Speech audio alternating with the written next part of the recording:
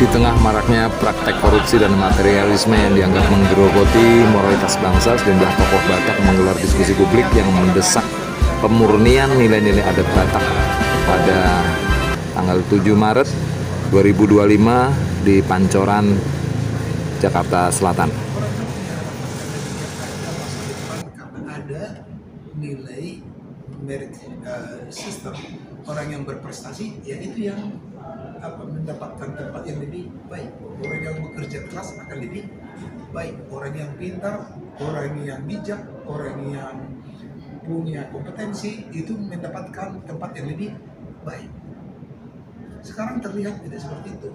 Orang yang semakin jahat semakin mendapatkan tempat yang baik, semakin dimuliakan. Lalu orang Batak pun terperangkap oleh pengaruh-pengaruh yang sangat pragmatis ini.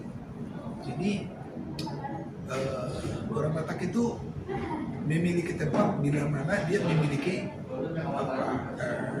Hamorau, Agabio, Sanapon, tetapi sekarang lebih dominan itu Hamorau. Kalau dia kaya, ya materialisme itu luar biasa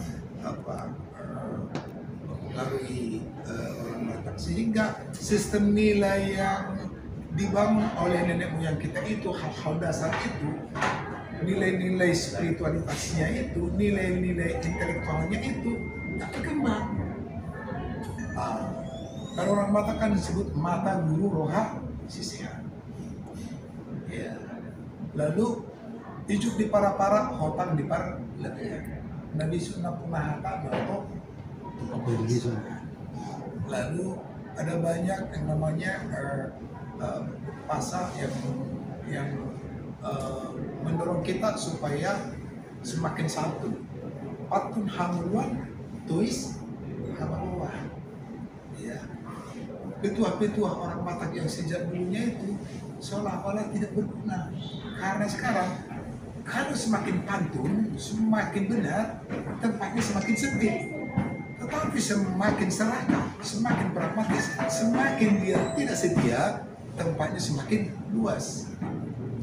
Lalu mereka ini ditempatkan pula di tempat-tempat yang lebih terhormat. Jadi kalau saya berpikir begini, ada kecenderungan memuliakan orang yang semakin tidak mulia, dan merendahkan orang yang semakin pentingnya mestinya ditinggikan.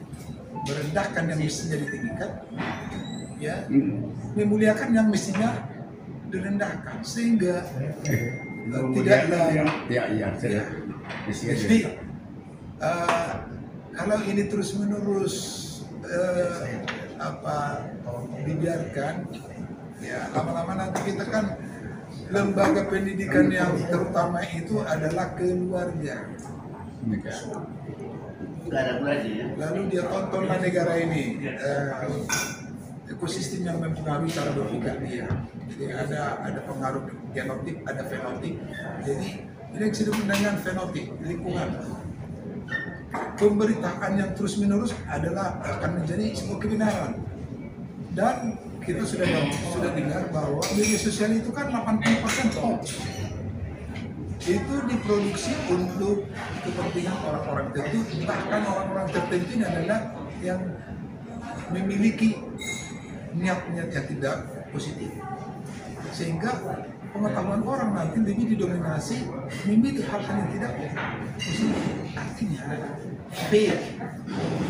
fake information. Kalau kita akhirnya disusupi atau mengelola Batak di meme dengan informasi yang salah menjadi sebuah kebenaran, DNA-nya pun akan menikmati itu.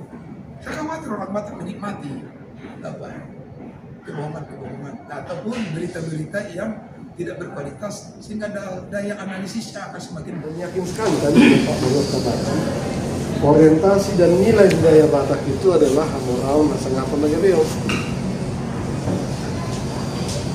Padahal menurut Basirul Harahap dan Hotman Syahagam bukunya ada 9 nilai budaya Batak. Yang pertama itu kekerabatan, yang kedua religi, kemudian hukum, patik, ada beberapa itu. Hamorau Masangapun Leon itu kemudian, dan menurut penelitian bahasa ini baru muncul kemudian, tidak dari sononya.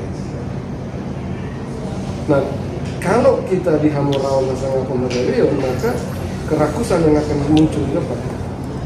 Jadi mau tinggi pendidikan setinggi apapun, selama orientasi hidupnya dan nilai hidupnya adalah 3 hal itu, nggak membawa kita kemana-mana selain dari cakap-cakapan. Kan katanya siapa yang bilang? Maksudnya bilang nilai-nilai yang dianut seseorang akan sangat berpengaruh kepada perilaku ekonominya, perilaku politiknya, perilaku sosialnya. Dan banyak orang menentang teorinya ekonomi, tapi banyak yang mendukung, termasuk ketua LIPI yang dulu dari Sumatera Barat itu, Akhir Effendi, masuk Taufik Abdullah. Taufik Abdullah itu mendukung teorinya Weber, dan dia terapkan itu ke masyarakat Minangkabau. Masyarakat Minangkabau bisa maju perekonomiannya, bisa maju begitu bersih daerahnya, karena memang benar teori Weber, nilai-nilai yang mereka anut itu mempengaruhi perilaku mereka.